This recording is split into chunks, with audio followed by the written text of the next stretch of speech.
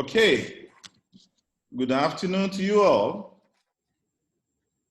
I do hope you can hear me. We want to welcome you to this webinar titled Organizational Growth and Employees Engagement. But before we start, let's just wish my darling sister here, Monique, happy birthday to you, because today is your birthday, and we just want to wish you God blessings. So everybody just do happy birthday to Monique. Hey, great. Thank you so much. Happy birthday, happy birthday. You know, I just wish we could say, sing happy birthday song to you, but I believe that you know that we are wishing you, very well.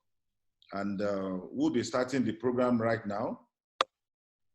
We're talking about organizational growth and employees' engagement in the time of crisis. What is that about?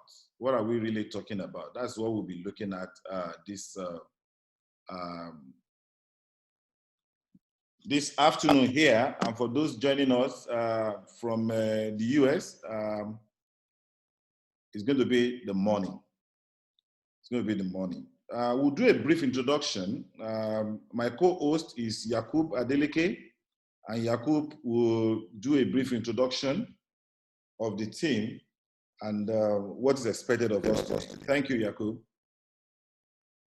Okay. Yakub, are you there? Yes, I'm here. Can you hear me? Yes, please. Oh, okay. You're all welcome to the webinar. And we'll be discussing a very vital topic today, which is affecting the modern society, triggered by what we now popularly call coronavirus. I mean, everyone knows what coronavirus is.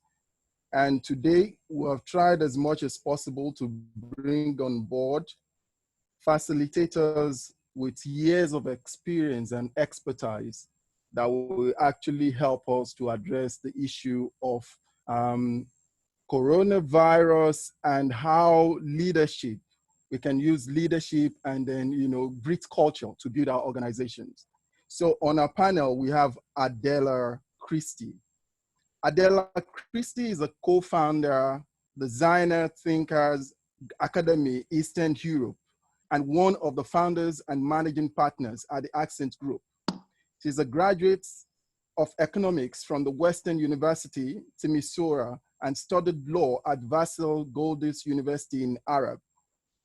She further enriched her knowledge by attending a rich portfolio of courses and specializations abroad at the Ghent University in Belgium, the Göttingen University in Germany, and the National Democratic Institute in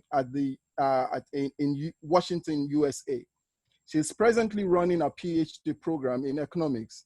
She has over 12 years experience in business with special focus on management and human resources, consulting with multinational organizations. So we also have Monique Russell, whose birthday we are celebrating today. And then,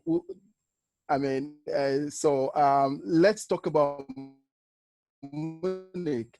Monique Russell is an executive coach, leadership guru, and communication expert. She earned a Bachelor of Science in Broadcast Journalism and 2 Masters of Science, one in Public Relations and one in Advertising. She is a trained DISC facilitator and a public speaker, subject matter expert, SME, specialization in presentations and delivery.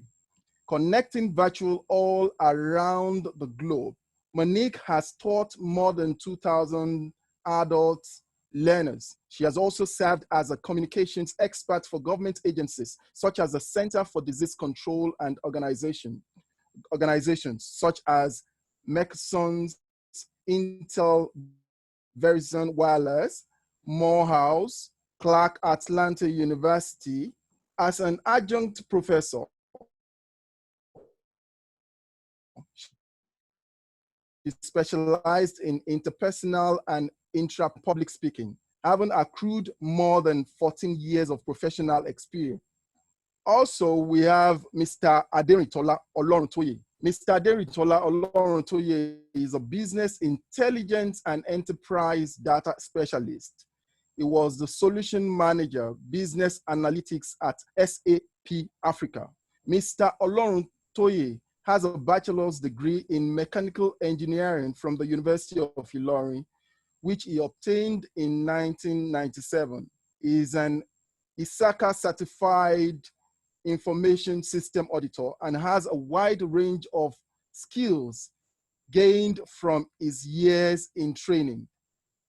He has experience in business analytics, data warehousing, business process management, business intelligence, and enterprise software. He has been able to deploy these skills to great effect in his work with business operating in public telecom, oil and gas, and banking sectors.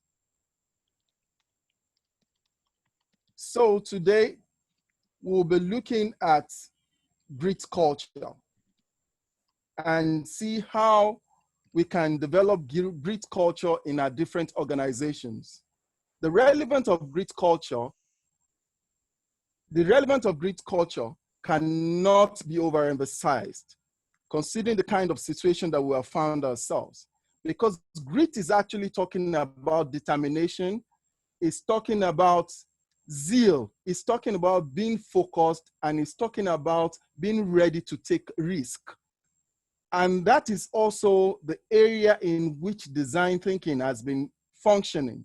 Design thinking is a strong methodology that has helped in creating an enabling environment and an innovative environment where people can brainstorm, come up with prototypes that can advance the agenda of the organization.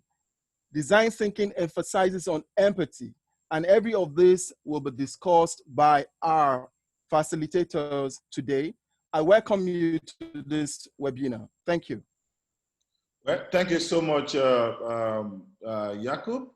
I would like us to quickly take this poll, and the poll we're taking is the thought of the new normal post-COVID scary, for you? That is the poll that we want to take. It's just for 30 seconds. So we appreciate if you can just attend to the first poll here. Is the thought of the new normal post-COVID-19 scary for you? The option you have is yes, no, not sure.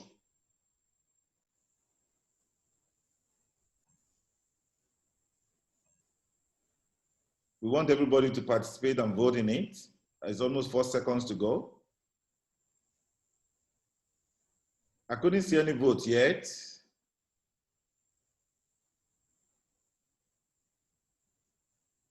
Okay, while we are waiting, employee engagement and grit, what is it about? In the time of crisis, what do we see? And how do we see? Some see roadblock, others will see pathway, roadblock to success, roadblock to creativity, to innovation, to greatness. And some will look at it as pathway to greatness, to success, to creativity. And everything is about our thoughts, because your thoughts create the future. And the choice that is before us, even in this era of pandemic, is either you give up or you rekindle. You can give up on hope, dreams, and goal. Or you can rekindle hope, dreams, and goal. So we talk about the new normal. What is the new normal? Everybody have been talking about the new normal, that the world will not be the same again post-COVID. And what that entails is that we have to prepare for change. And how do we prepare for change? I'd like to launch the second poll. And the second poll is saying, in the time of crisis, can everyone achieve extraordinary stamina?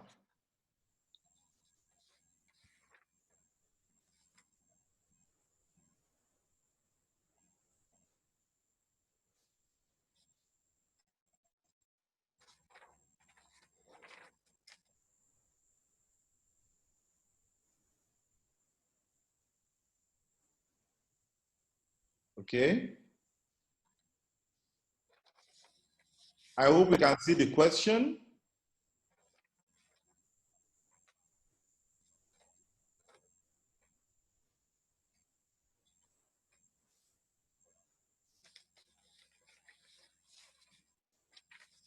I have 9 seconds to go.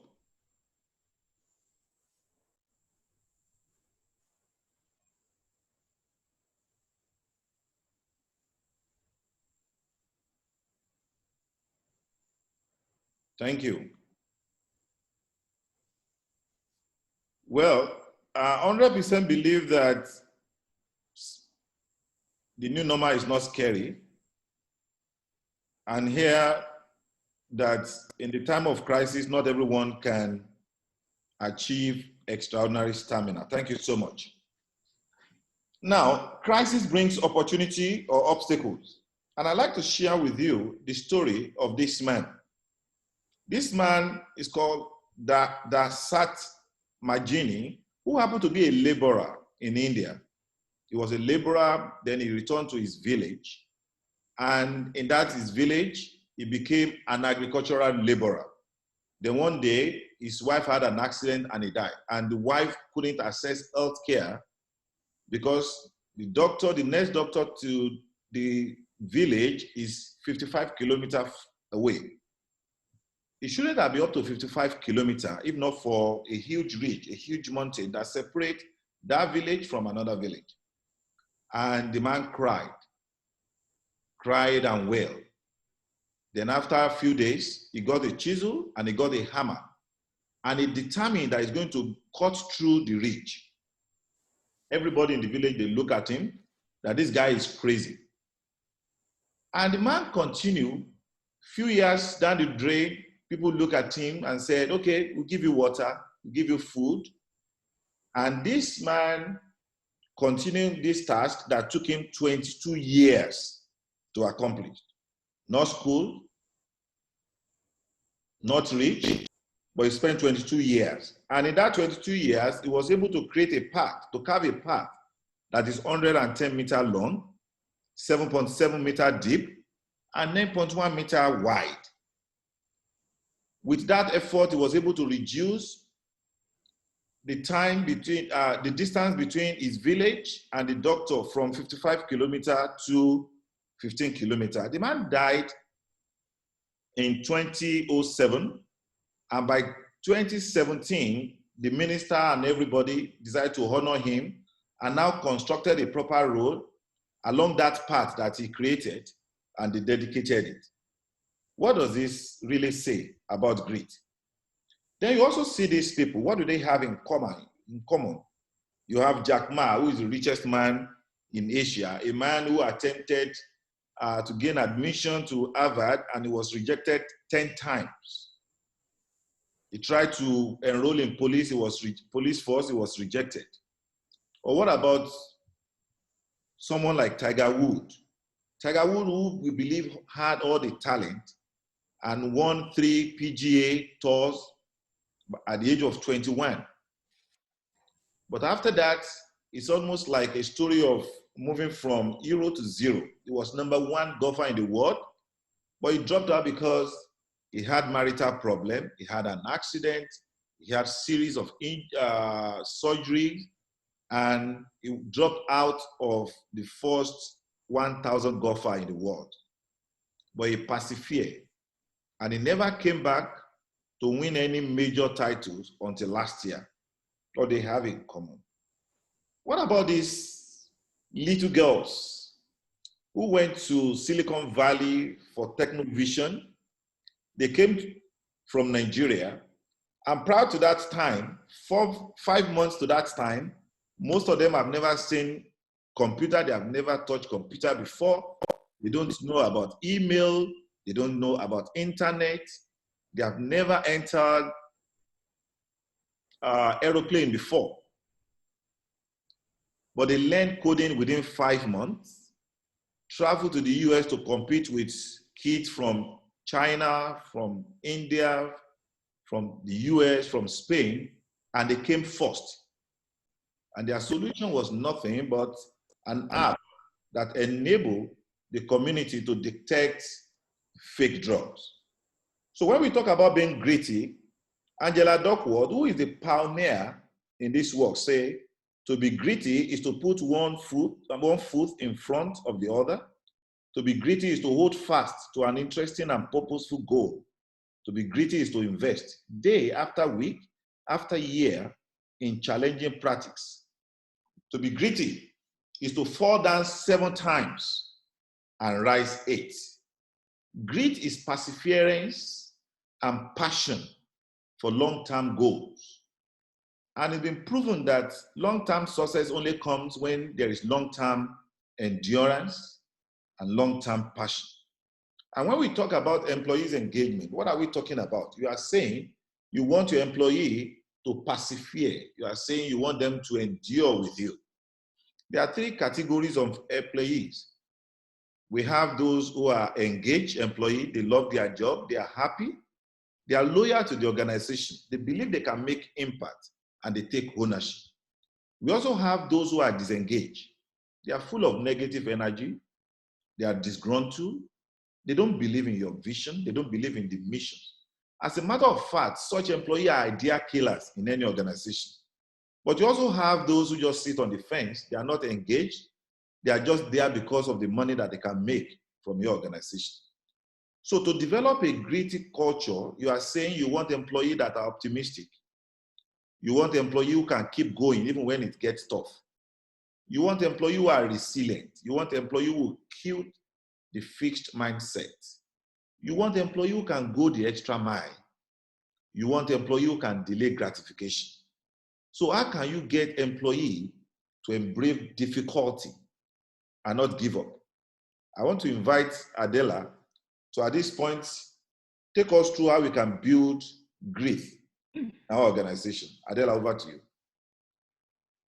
Thank you. Thank you so much, Dr. Alkundle. And I'm really glad to be here with all of you and to speak about this topic, which I like very much, about organizational grit and building employee engagement, because especially in these turbulent and unsecure times, it's more important than ever to keep our people motivated and to make them be determined and brave to embrace all these challenges. I'm coming from Romania, from Eastern Europe, and I will skip my introduction because I was so generously introduced at the very beginning. I just want to emphasize that most of my professional experience comes from human resources. I've been a human resources manager many years in big or smaller organizations, and later on I moved to be a consultant in the human resources field, but I also teach for 15 years of my life at the university, trying to help our students to learn more about organizational culture and organizational behavior. So our challenge is born this way. Either you're brave, you're perseverant, you're determined, or you're not. And in fact, this is also one of the skills that we can build with the time. I will start with a story, a piece of a story that I hope you will remember from your childhood. When we were kids, most of us have read the book or saw the movie Alice in Wonderland. So if you remember it, there is a moment when Alice is getting lost in the labyrinth. So she's lost, and then she's meeting the cat, and she's kind of confused about where to go. So she's asking the cat, "Would you please tell me which way should I go?" So the cat is replying to Alice, "Well, that depends on where you want to go." And then Alice says, "Well, it doesn't really matter to me. I just want to get out from here." And then the cat answers, "Well, then it doesn't matter which way you go. Because in fact, if you don't know where you are going, any road will get you there," this is very much what happens these days. Managers in the companies are scared also because they are people. We all managers, we are not superheroes. We are just regular people with our fears, with our frustrations, but also with our responsibilities. responsibilities because we have to keep the organization alive. We're also very confused about everything that is happening, so we are not really sure where we are going in this moment. But this confusion amplifies a lot when it's about our people. Our teams need to feel that their leaders, their managers have a clear sense of direction. And even in cases where we don't know exactly if that direction is good, it is important that we set up a direction and we know where we are trying to go in the upcoming days or months and years, and we send this signal in the organization, because our people will feel more secure if they feel that their leaders are taking them somewhere. And our tendency in this period is mainly to focus on saving the business, on keeping the business alive. But sometimes our people in our teams are expecting something different from us as leaders. So I just want us to take a poll together and to answer to this question: what are the top expectations from a leader today? What would you expect from your leaders? And they can be the leaders of your organization, or maybe your community leader, the government leader. What do you expect from them in these days? And if you go in the poll window, it's the question number 3, and you have 10 possible options. And I'm kindly ask you to choose 3, maximum 3 of them, those that are more representative for what you expect from your leaders. Okay, so what are your top expectations? You might expect them all, but you have to prioritize now and to choose only maximum 3 or only 1 if you feel like that's the one I'm really eager to have from my leader. So just please read them and make your choices.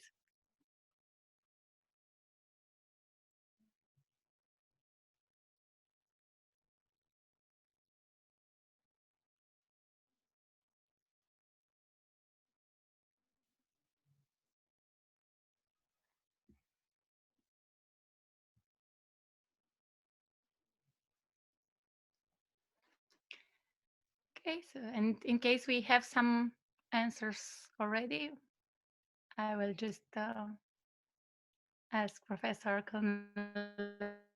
to tell us if we have some highlights, maybe 1 or 2 of the highlights of our group. And okay, and good. So yeah, to communicate clearly and transparent seem to be our main highlight. And then we see an interesting division between the others, but mainly we see that we expect from our leaders to give us a sense of activity, individual performances, or to take care of the financials and the risk in this moment. So our main expectations is to have them setting up a long-term vision. And this is very consistent with a previous research that was done in the former crisis, because even if it's a different crisis now, it's a health crisis.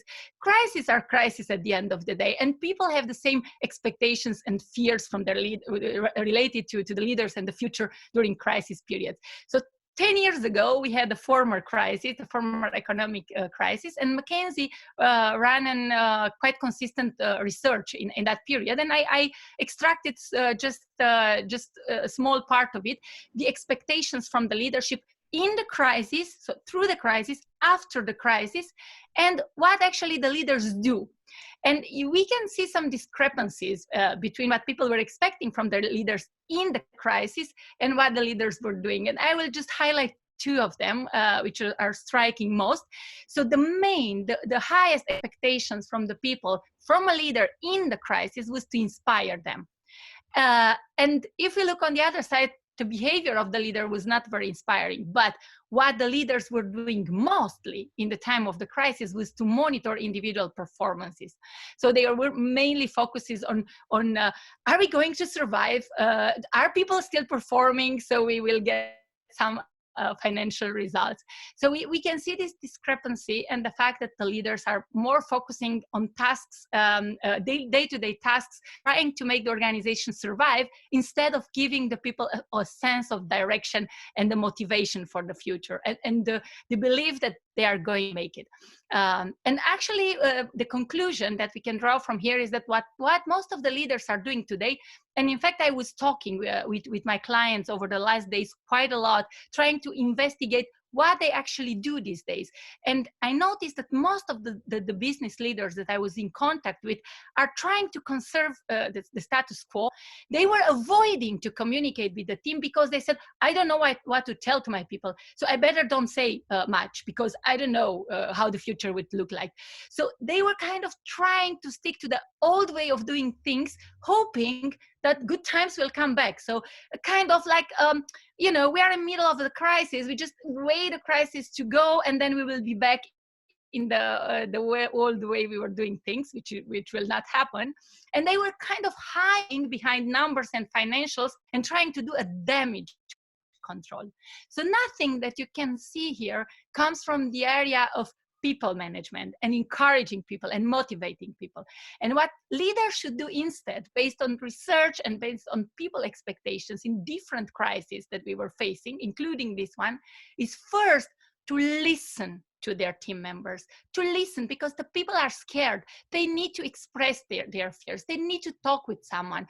So leaders should simply listen, then empathize with the fears and the frustrations of the people. Make them feel like it's normal to be afraid. It's not the end of the world.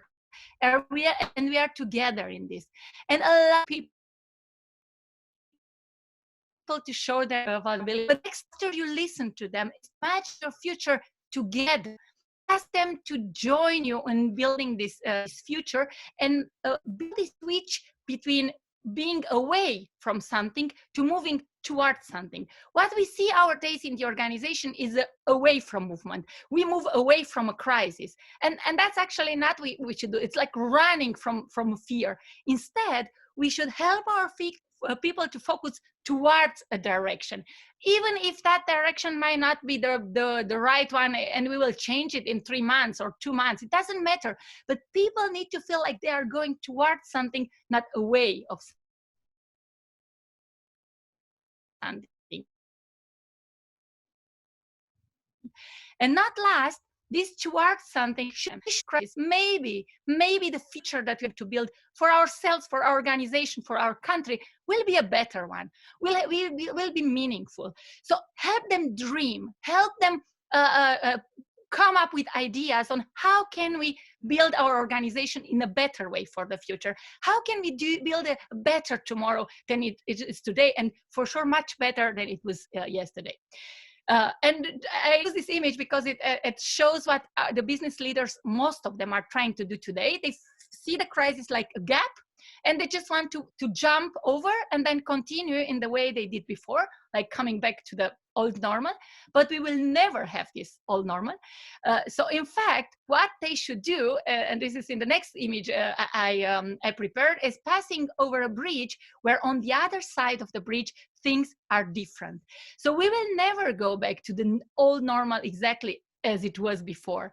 We will build a different future. And this should start immediately, not after the crisis. It should start now by a quick understanding of the new needs that our customers have and their new behaviors, because behaviors and needs are changing these days. And this will lead us to build new or improved products and services, but also it will lead us to a different way of doing business and the new company culture, and not last, a new way of working with our employees, a new way of engaging our people. And this means also building new rituals with our teams. And this is the image that I'm showing. It's me and my team in Romania a few days ago. I realized that my people need to feel a kind of stability in this uncertain world. So we used to have in the office our way of working, our rituals, which are gone now. So we need to build new rituals in this virtual world. So we are meeting with the whole team twice a week, even though we were not meeting as the whole team in the physical world before. We were meeting like every 2 weeks maybe with all the team. But now we meet twice a week. And every time we do like a game together, and we build a kind of a funny ritual on bringing parts of our personal life into the virtual world. So we are changing our wall screens with images that are representing something for ourselves, for our families. Like tomorrow we will have a meeting where we will present on our wallpapers a city in the world where we would like to travel when the lockdown will stop, and then we have to guess. Another day we will bring something that it's related to our families. And so the people feel like safe. Oh, it's a ritual. It's something that we do every time we meet. So that's important. It's small things, but they really make the difference in this virtual world. And I will close my presentation with a story, which I like very much. And I think it's really very relevant for the days that we are living in. And it's very relevant for what it means building this organizational grid, but also engaging our people to move forward, not look back. It's the so-called story of the two monks, two Tibetan monks. And in this story, there are two Tibetan monks, an old maestro and a young apprentice. And they were walking through the mountains in Tibet one day, and they reached the edge of a cliff.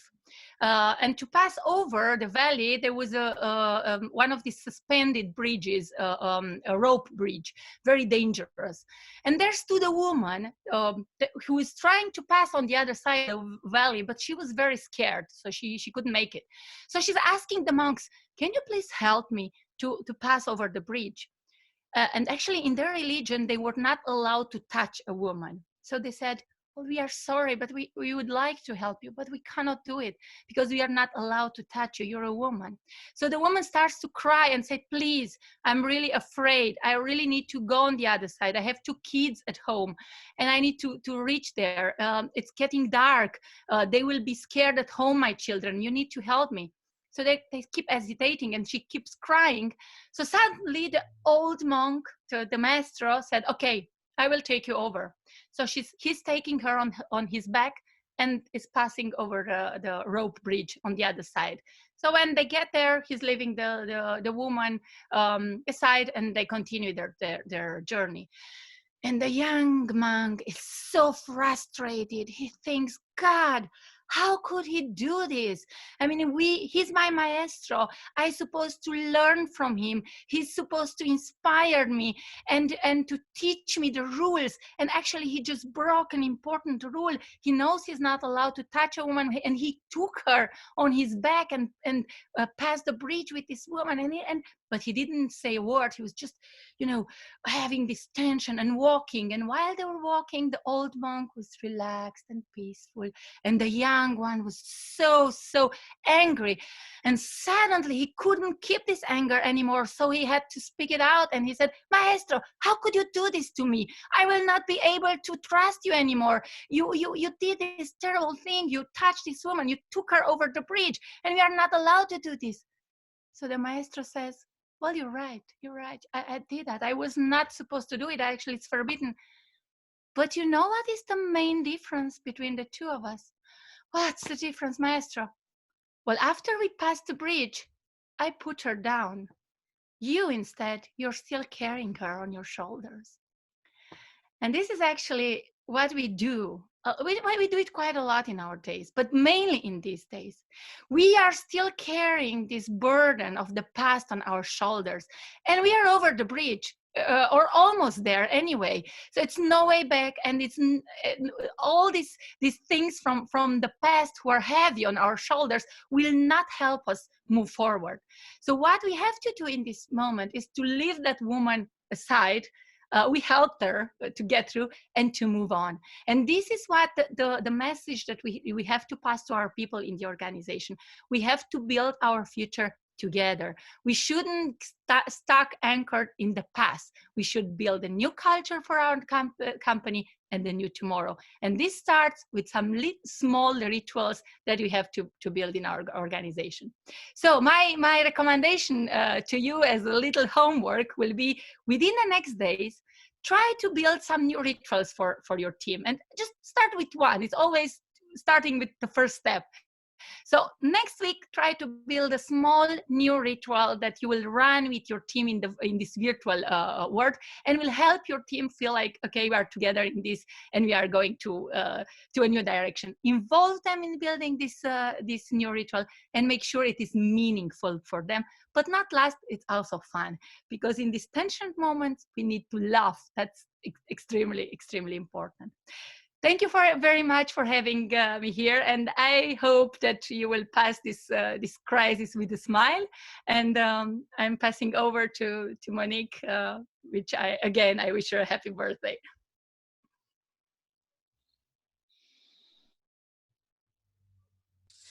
Thank you, Adela. That was so fabulous. I love that story about the monk, and it's so timely. Well, let's talk about the clarity mindset. Am I relevant? Is what I have to offer essential? What are my customers thinking? I need to do something, but I don't know what to do. There's no shortage of questions that are being asked like this right now from leaders all over the world. And chances are you may have asked yourself one of those questions as well.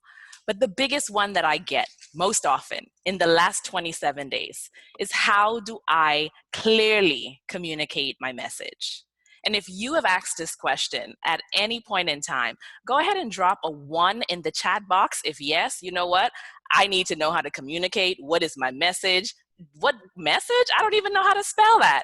Or drop a 2 in the box if you say, you know what, that's not been a priority for me right now. I have other things that I'm focused on, and I need to put this on the back burner. So again, if you have asked yourself this question about communication, how do I clearly communicate my message? It could be, how do I communicate with my team, with my boss, with my kids? Communication in any form or fashion.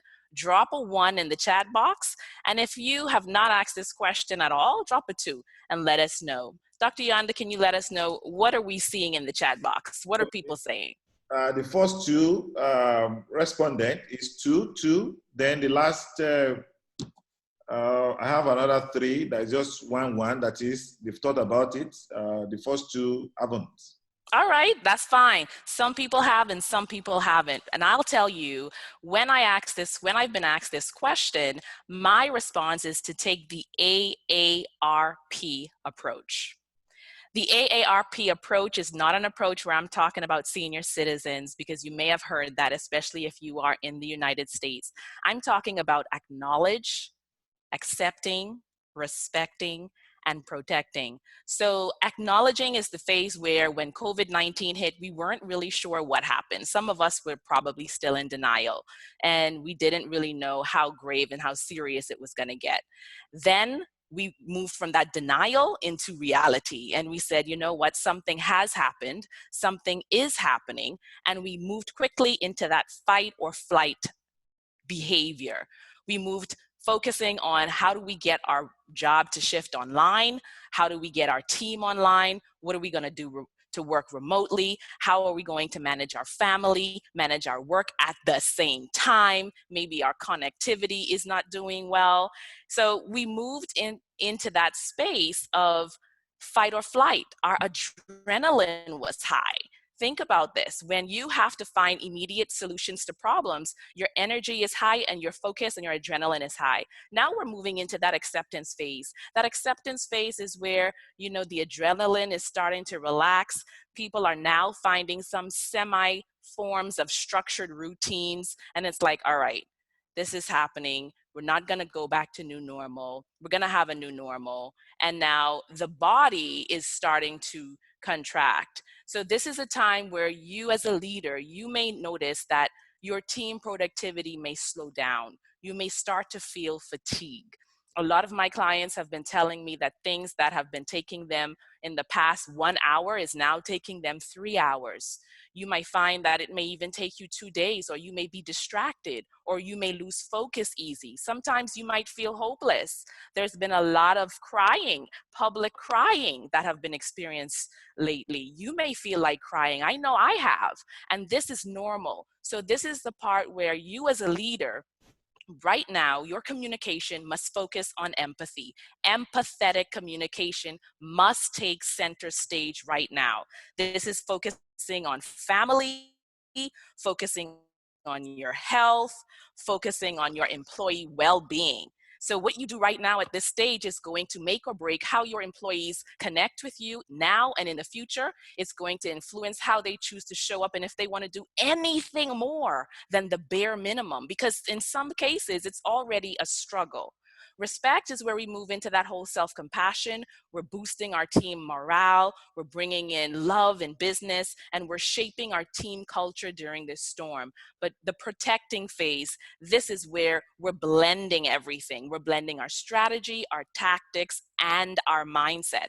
If you just get focused on strategy without care and concern and empathy, you're going to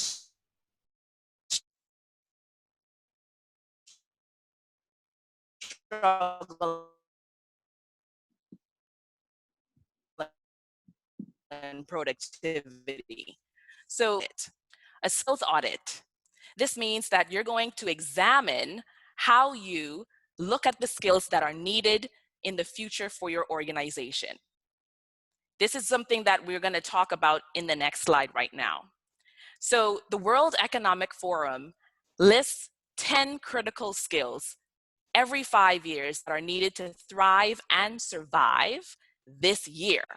This year, those skills included complex problem solving, critical thinking, creativity, emotional intelligence, judgment and decision making, service orientation, and cognitive flexibility. Boy, were they right. They were spot on. Those are exactly the skills that are needed right now, and those are the skills that you will need to examine and explore in your organization for the future.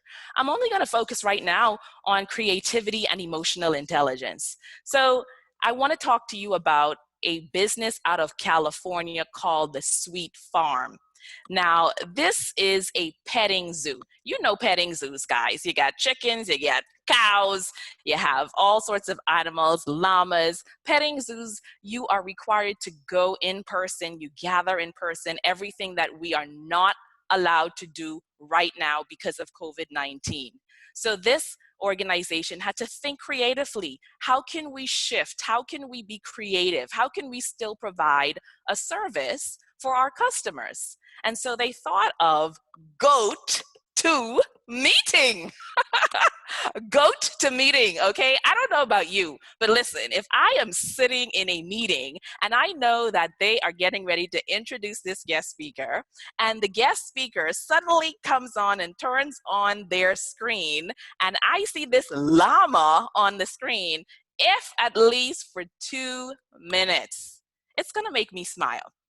Now, before you say, Monique, this is just foolishness, this is complete rubbish, hear me out here. Hear me out. My clients right now are telling me that they're feeling overwhelmed. They're lacking clarity, they're lacking focus, they're all zoomed out. They're tired of getting on Zoom every single day and only talking about work. How can you connect to the human element? Your job right now is to think about, how can I make my customers, how can I make my employees more successful in their roles? Your employees and your customers are your new shareholders. But I'm going to tell you right now, this approach is going to be hard to digest for many organizations that are thriving on the ivory tower of leadership.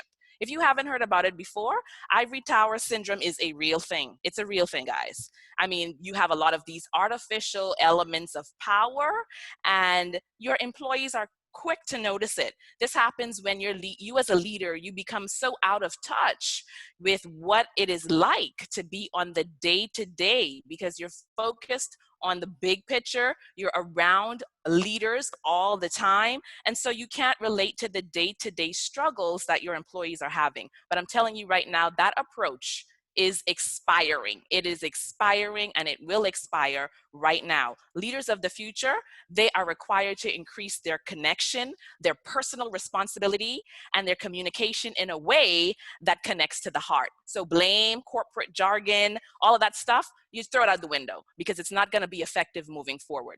So right now, let's look at Eric Wan. Eric Wan is the CEO of Zoom. We're all using this platform right now to communicate effectively.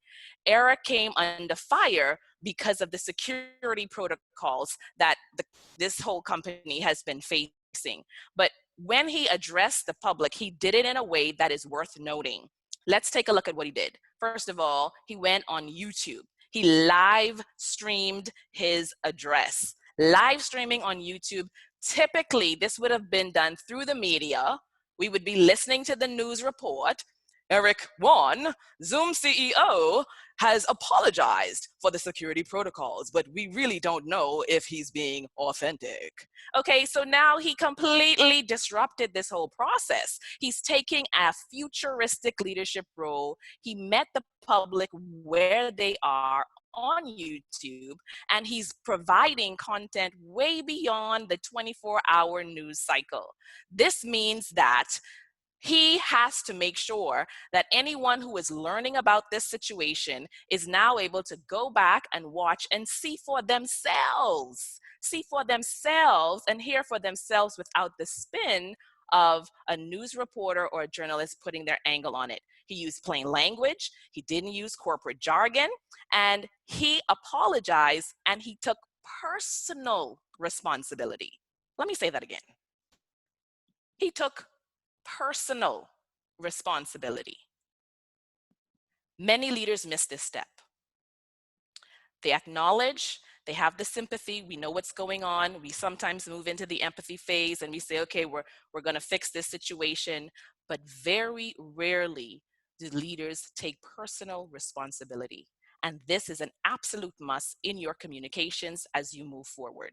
My question to you is, who is inspiring you right now to think this way? Who is helping you to think in a futuristic way? The way you communicate is everything, internal and external. Is your strategy comprehensive? Are you including tactics, strategy, and mindset? Working remotely is a strategy. Employee well-being is a mindset. Who is on your team? Today, one thing is clear. I have spoken to many people all over the world. It doesn't matter if I'm talking to someone in the Caribbean, in Dubai, in Nigeria, in the United States. As a leader, all of them, they say, I can't find good people. It's hard to find good people. Talent attraction and retention has always been a problem. The predictions have already told us about it, and it's going to get even more difficult. So your company reputation, your personal reputation has to be managed in a way that transforms your culture into a healthy place to work. Even your top performers who love what they do, they are excited and curious about what is possible for them in another organization. This is what my clients are telling me. So what does that leave you when your top performers are lured because your company isn't taking the lead and taking a step and shifting perspectives? My encouragement to you is don't wait to build your team right now.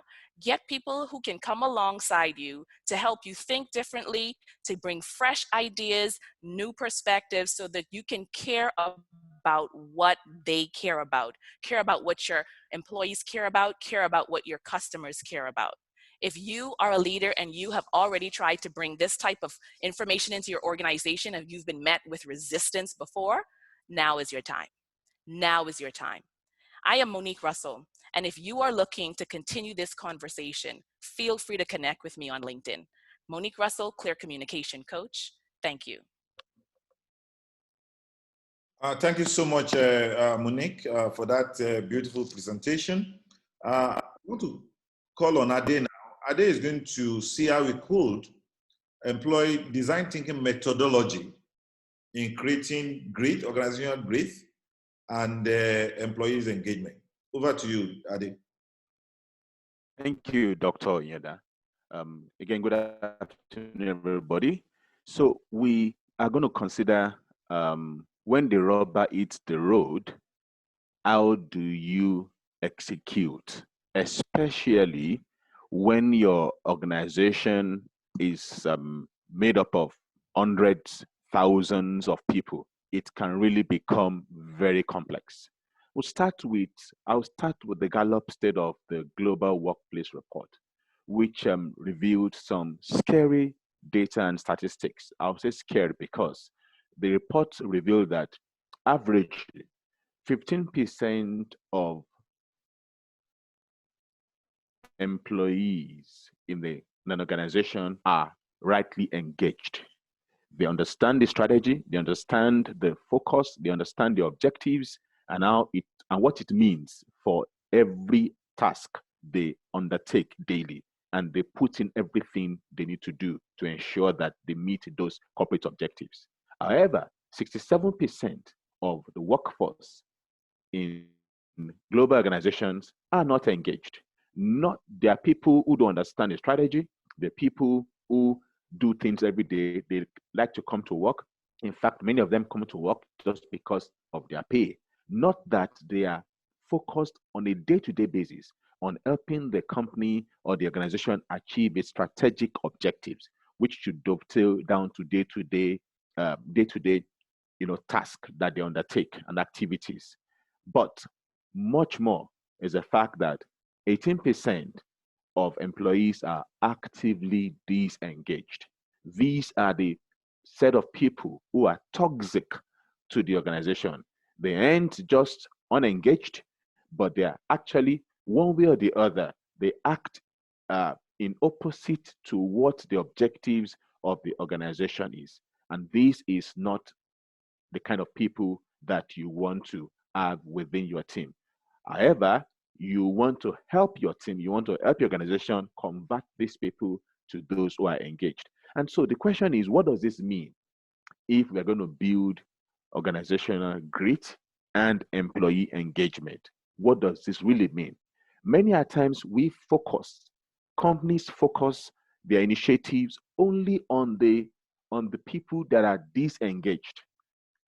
Many a times people don't know that actually the 67% that are not engaged actually is much more even critical.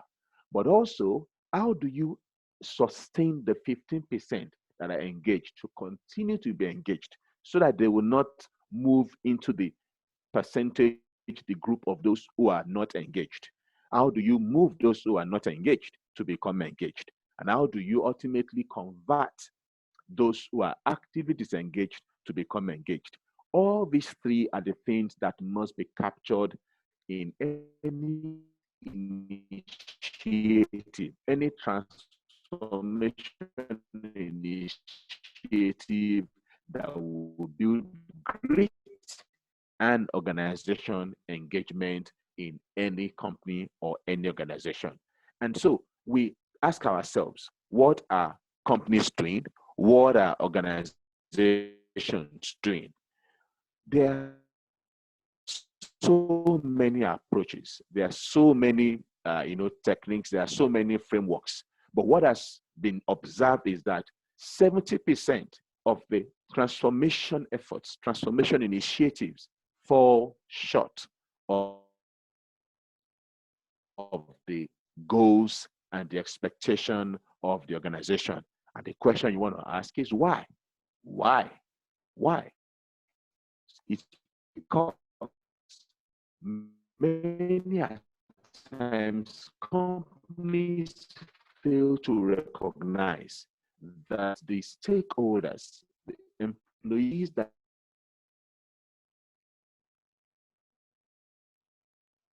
they want to engage and they want to build the culture of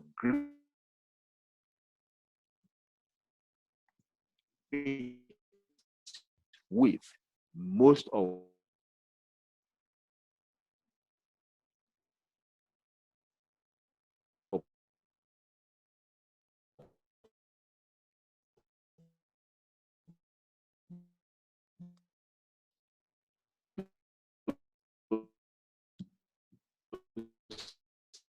not most of those employees are actually not machines. They're human beings. They're human too. Humans are emotional creators. Human beings, because we live among initiative to build grit, one way or the other causes fear and anxiety. And if care is not taken, it can actually reduce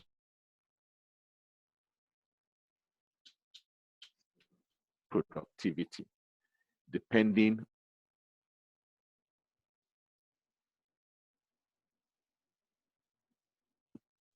on how you manage the process. So the question is, how do we go about it? One of the methodologies that has been adopted globally in saw this opportunity, design thinking, empathy, and with this design thinking was this one is a little bit dear to my heart because I experienced this, I was part of this, and it's something that I've not read, but I've touched, I've felt, I've experienced myself. And that's the SAP example. And so SAP, being a German company, at one point or the other, in moving from an organization that is focused, get things done, ticking the boxes, SAP moved from that to a company. What happened? SAP focused on the organizational culture. Everybody relates to it. So is the fact that in 2017, this helped the company to smash the global records for the Glassdoor Employees Award, which is one of the biggest awards for organizations in how employees are engaged and what employees, it rates how employees will like to become part and parcel of an organization going forward. And so what happened? What approach did SAP take using design thinking? First and foremost, the stakeholders. The management found out that the top management, must be clearly part of the stakeholders. And so from the top management down to the person at the shop floor, down to the person that faces the customer, everybody was marked as stakeholder. This initiative was owned by top management. And I must emphasize this. If we will build grit and we will engage the employees to focus on the objectives of the organization and drive it, then the stakeholders, this initiative must be owned by top management. The tone at the top must be very clear that we are in this together, we are in this boat together, we are partners together, we are not managers while you are employees, we aren't executives, you are employees. No, we are all stakeholders together. And maybe some of people don't even know, actually, SAP built the design school of Stanford, which is one of the biggest design thinking schools in the world. This school was built by SAP and Apple, actually. And so this became, a culture that everybody knew that this is being driven by the top. Empathy, which was a second stage in this process, is a culture from the top. And one of the clear cases of empathy I always make reference to is when we attend global meetings. And one of the global meetings that we attended in Spain, and the CEO in his keynote address was talking to us about building good relationships with our family members. Can you imagine who does that in a global keynote address? Yes, numbers, was still talked about later, but really, major part of the global keynote was building good family culture. And people were like, wow, where is this done?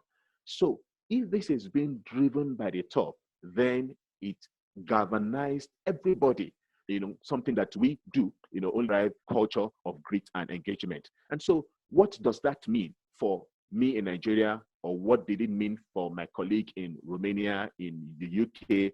The context, that's the next stage, which is definition. The context of the pain, of the experience of everybody differs.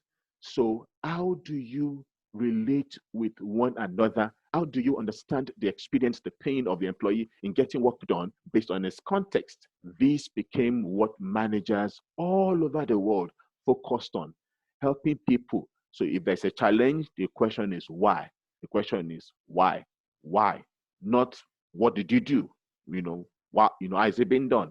Question is why? Why? So digging into the why and why helps to reveal the actual pain, the experience of the employee in what is supposed to deliver, which one way or the other it didn't deliver, and to help address. And in addressing that, we'll find out that there are actually many, many more employees.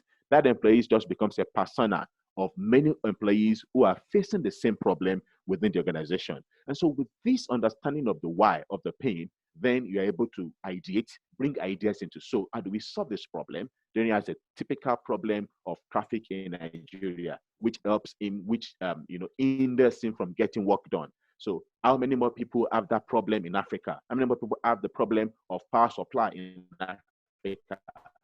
How does it affect getting work done? So this helps to ideate. And when we ideate, one of the things that SAP did was to use technology to help drive some of these challenges, to monitor how the ideas are being executed. The KPIs that are attached, pains will address, what the ideas are meant to address, the pains that has been used to monitor and to check how this was being done. Prototyping of the ideas was done over and over again until it was rolled out globally. And the fact that this is an ongoing process, like I said earlier, one of the things we don't focus when we are rolling this out is that the 15% that are actively engaged, how do we keep them engaged? And so the design thinking approach emphasizes the fact that building organizational grit and employee engagement is not a one-time event. Actually, it's a cycle. Continuous feedback helps to re-evaluate the situation and continue to look at how do we sustain even those who are engaged when they are finally engaged. And so I want to ask, with this approach, that we have seen, will you consider using design thinking methodology to drive employee engagement and grit? And wait for you to respond to this poll.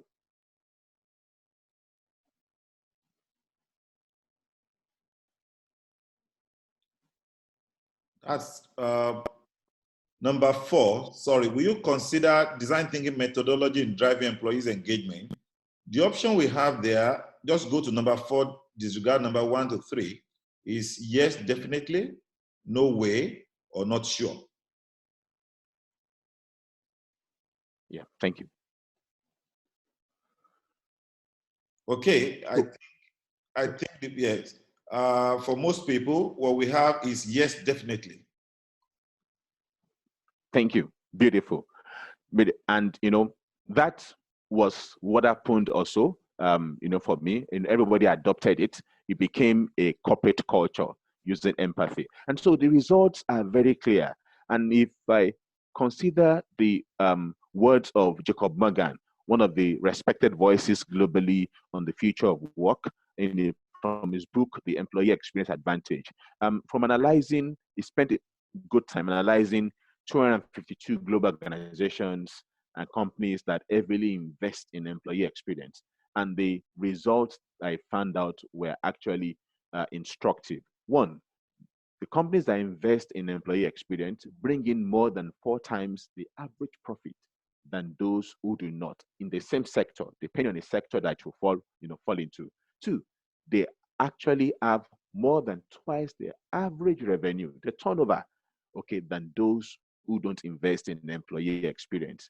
And then lastly, they appear, the perception index is very high. They appear twice as often in the American Customer Satisfaction Index. So this obviously means that investing in initiatives that will build grit and employee engagement definitely has direct impact on the bottom line. And if executives as major stakeholders are concerned about their bottom line, then it is very, very important to show love to employees by adopting an empathy-laden approach, which is what design thinking emphasizes. Thank you very much. Thank you so much, Ade. Even though at the time, I think your network was breaking, thank you for that presentation. I'd like to share this with us in summary. Part of what we have identified is you cannot have a meaningful employee engagement without personal responsibility, without empathy, without transparency, and without personal commitment. Now, we are in an unusual era. And I'd like to share this story of a young lady who wasn't feeling too well. He thought he doesn't have a future, a lot of adversities, a lot of problems here and there. She was confused. She doesn't know what to do. Then she went to her dad and told Dad, I'm confused. I'm not sure I have a future. Everything is bleak. There are a lot of oppositions here and there. And the dad, who happened to be a chef, took her to the kitchen. And the dad brought out potato, egg, and coffee, ground coffee. And the dad also brought out 3 pots and put it on stove. And he put egg in one, put potato in the other, and put ground coffee in the last one.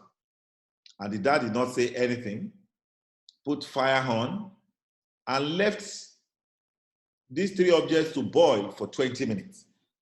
And the lady was impatient, was not happy. Why is the father not saying anything?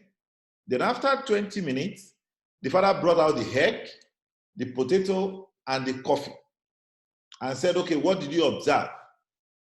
And the lady said, egg, potato, and coffee. And the father said, you didn't observe very well. And the father said, could you touch the potato? So she touched the potato, discovered that the potato is very soft. So the father said, okay, fine. Could you take the egg? The girl took the egg, broke the shell, discovered that the egg is now very hard. The father said, okay, fine. Then the father said, okay, what about the coffee? The lady smelled the coffee in the cup, and the aroma just lightened her mind. And she just smiled. And the father said, okay, you have 3 objects that went through the same situation, the same adversity, and yet they came out differently. The potato was strong, but when adversity came, became very soft. The egg was very soft and fragile, but when the egg is subjected to adversity, it got hardened up and no longer fragile. Oh, what did the coffee bean? What did it do? The coffee changed the color of the water to something else, to a nice aroma and what have you. And in this era of COVID, what we can ask ourselves is, what am I? Am I someone who is very strong before COVID, but now with all the adversities of lockdown, social distancing, loss of job, I became soft, I became broken? Or am I like egg, fragile before, but adversity came, I'm much more stronger? Or am I like a coffee bean that turn around the whole situation and give out a nice aroma? Which one are you?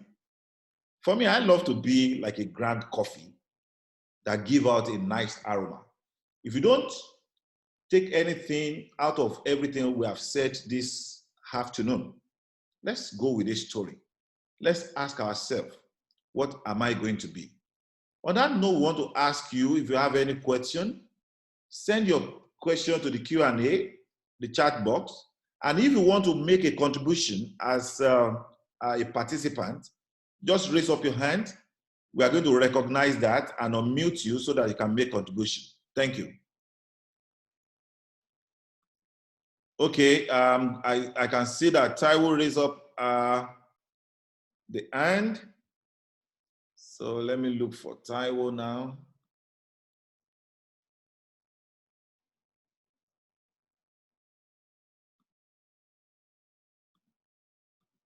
If you have any question, please let's post our questions. I can't see Taiwo's hand anymore. Do you still want to say something? Please let us know. Okay, I could see that. Those who want to say something. Karina and Taiwo. Let's start from Taiwo. Taiwo.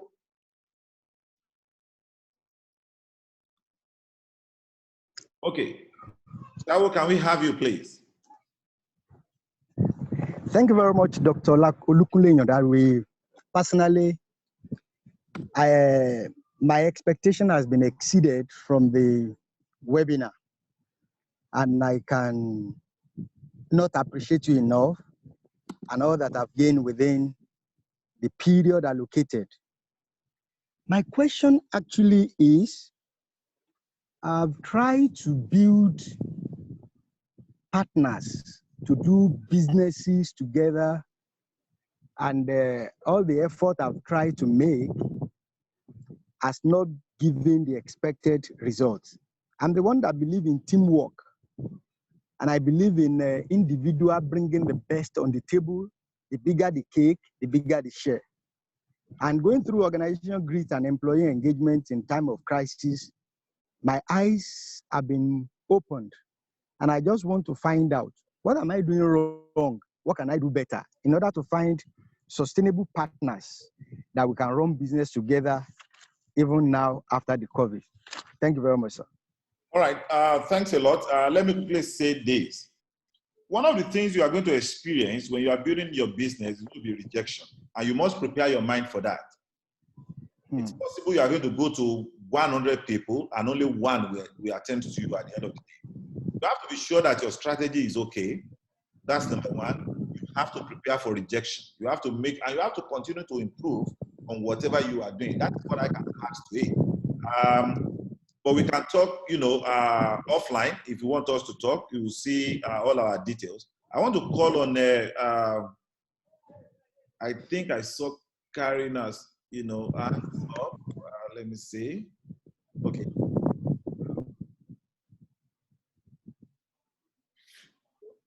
Florence, okay. Okay, we are taking just two. Contribution. I could see Florence. All right. Hello? Florence needs to unmute herself. Okay, why that? I think we have a few chats here. Speak offline. Major problem of most organizations in the face of crisis today has been captured by the phrase ivory tower leadership. Okay, this is from Professor Aino, who said the ivory tower mentality seems to be the major problem, that we have from different organizations, with leaders. Thank you so much, Professor Aino, for that. If you do not have any other question, we would like to round up at this time. Let me see, there's a chat. Maybe unmute yourself. Okay, she hasn't done that. Okay, there's a question here. How is the skill audit done? And how can it inform family organizational growth? Monique, do you want to take that, please? Monique? Oh yeah, absolutely. So the question is, how is the skill audit performed? So what I will say first is you will take an assessment of who you have in your team. If you're leading an organization, you should have an idea of the skills or what the strengths are of your team. One of the tools that I use in my practice is DISC, but there are many other tools that can help you help your employees uncover what their strengths are. And the same thing applies in a family as well, because your family is also a team. So even if you're not leading in a corporate space or in a business, you are leading your family. I do this personally with my own family. I use the same process to identify what they're good at, what their strengths at. So I have two boys, for example. One of my boys, he's very logical and analytical. So if I want him to do something, or if I want to communicate with him in a certain way, I need to make sure that I give him steps and a deadline and things that will help him to be more accountable. My other child is more experiential. So I need to make sure that when I'm connecting with him, I'm doing it in a way that actually moves our connection and our relationship forward. My husband, for example, he's also the same way. So in the beginning of our marriage, and I have been with my husband for almost 18 years now, and I am very outgoing. I'm very visionary type focus, and I would have conversations with him talking about all these things, what we're going to do, this big vision. And he's someone that processes differently. He needs time to process. So I would speak to him and he would just be sitting there listening. And I'm like, hello, I am talking. Hello. I used to get frustrated. But once I learned his method of communication and we focused on strengths, I knew that I needed to share something, give him time to process. And in a couple of days, we would be able to actually have a meaningful conversation instead of me feeling like I'm always talking and, you're not responding when I want to. So the goal is to really assess everybody's skills and strengths. And that's one piece of a broader process, because if you don't have a vision for your team or your family, you really don't know, like what Adela said in the example, if you don't know in the Alice in Wonderland story where you're going, then any path you take will get you there. Thank you so much. Adela, can you take this question? How can grittiness, or how can we ensure grit in an organization, in the family? How can we achieve grit? Sure, and I will build on what Monica was very nicely saying, because she made this parallel between the organization and the family.